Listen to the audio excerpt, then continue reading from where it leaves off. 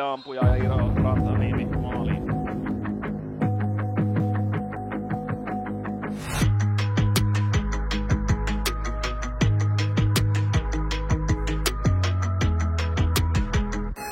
Forsman katsoo, että siellä olisi paikka, mutta ei onnistu maalikilpailu on avattu FPC:n onnistumisella. Olli Kinnunen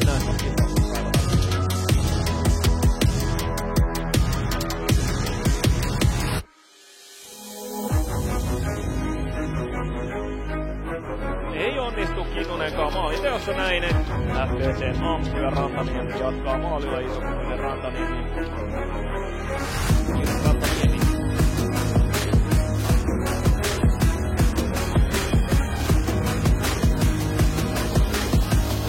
Nikolas Laakna tämän rangaistuslaukauskilpailun ensimmäinen onnistuja. Kakkosampujana Kimi Wärtsilä vastaan.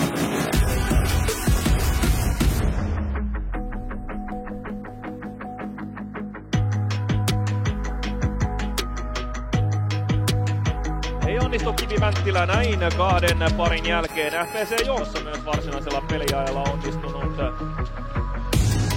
Vastaan Iro Rantaniemi.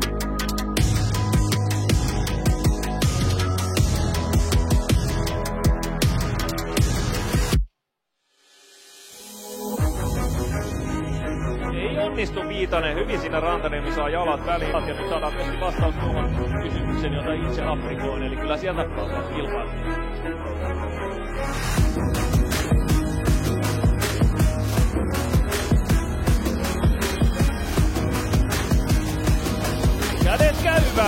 Kädet käyvät kuin kolibrin siives, mutta onnistumista Olssille kolmen parin jälkeen FPC johtaa 1.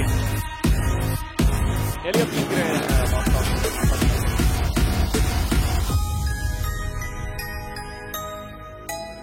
Ja kyllä, tyylikäs ratkaisu Eliot Lindgren, jota FPC siirtyy 2-0 Olssin seuraavan ampujan.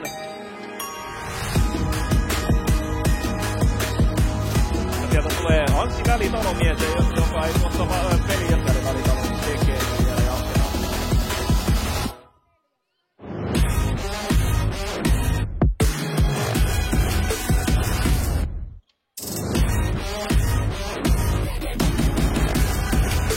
Ja siinä Välitalolla kieltämättä on kädet aika jäässä, kun koko ottelun tuolla on istunut. Ei onnistu maalinteossa. Näin FPC avaa tämän kauden voitto. Niin Olssin kustannuksella jatkoaikakaan ei tuoda tulosta, mutta rangaistuslaukauksissa FPC on etevämpi, nappaa voiton lukemi 5-4.